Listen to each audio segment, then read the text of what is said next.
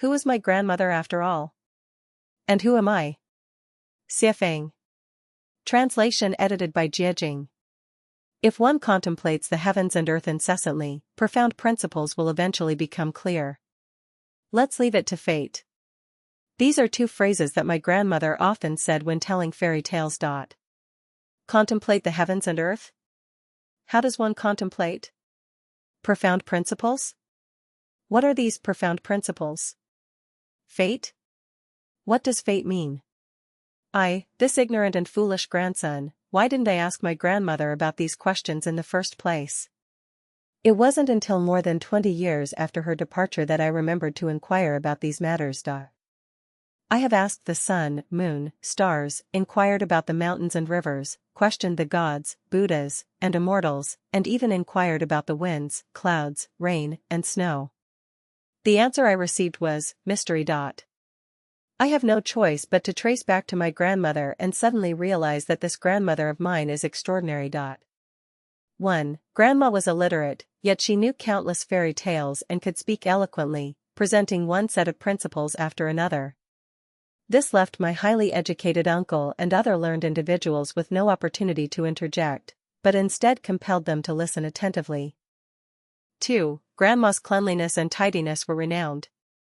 Her cleanliness was not only reflected in her immaculate attire and perfectly arranged hair, but also in the spotless and bright tables, chairs, and benches, as well as the orderly interior decor. It was further evident in the often overlooked dark corners that most people easily neglect, such as under the table and cabinet, in the corners of the walls, behind the door and under the food steamer, and inside the bucket next to the stove, where cleanliness surpassed even the external appearance. 3. In my memory, Grandma never went to burn incense or worship Buddha, yet she strictly abstained from meat. Not only did she refrain from eating beef, mutton, chicken, duck, or fish, but she also never even tasted eggs, involving any of these. 4. One summer during the harvest season, while Grandma was cutting wheat, a wheat awn got stuck in her throat. As my uncle and father recounted, Grandma immediately threw down the sickle, stood up, and said, "Whether you continue harvesting this wheat is your business. I will never engage in farming again." The next day, she rented a storefront in the county town and opened a Zhang family steamed bread shop. Within a year, this Zhang family steamed bread shop became renowned far and wide. 5. When my father was young, during an argument with Grandma, he wanted to show her a little lesson. He took a pig-killing knife and a rope, stabbed his own ankle bone and tendons, then looped the rope through and hung himself upside down on a forked tree branch in the courtyard.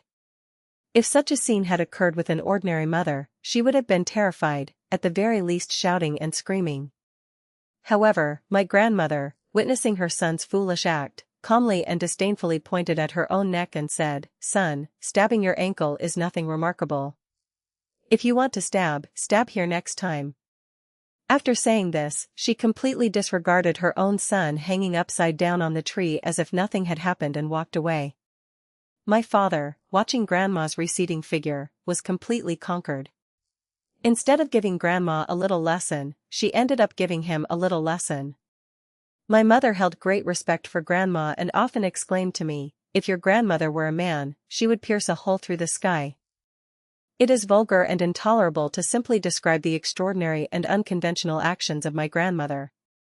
How could she, an illiterate peasant woman, possess knowledge of so many fairy tales? Why would a person who does not burn incense or worship Buddha abstain from meat? In the ever-changing weather of the scorching summer, when the golden ripe wheat must be urgently harvested, why would my grandmother, just because of a minor incident of a wheat awn getting stuck in her throat, angrily abandon farming without hesitation? When her own son pierced himself and hung upside down from a tree, why didn't the mother feel any distress and simply walked away as if nothing had happened? It's a mystery. I remember my grandmother telling me, I was in the 5th grade at the time, "Let me tell you about the origins of our family. Take some time to write it down." But being ignorant and playful, I didn't take it to heart and casually replied, "Grandma, let's talk about it later." Little did I know, shortly after, my grandmother passed away. Opportunities once missed may never come again.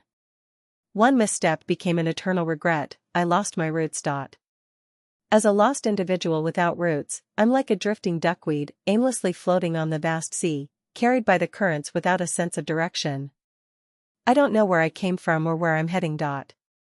While reading the Bible, it suddenly dawned on me that everything my grandmother did was for my sake. Before Jesus came to earth, heaven sent John as a precursor to prepare the way for him. Before I came to this world, the kingdom of heaven sent my grandmother to enlighten and guide me, who was about to be born. So, who is my grandmother after all? And who am I? Countless sleepless nights of realizations and the wonders of nature have led me to contemplate the profound principles and discover my own roots. I have come to understand why the greatest creator has laid down the 36 8-diagram arrays in the universe and have unraveled the mysteries of deciphering these 8-diagram arrays. Oh, the greatest creator! Your love for me is immeasurable, and even if I had billions of years, it would be difficult to repay.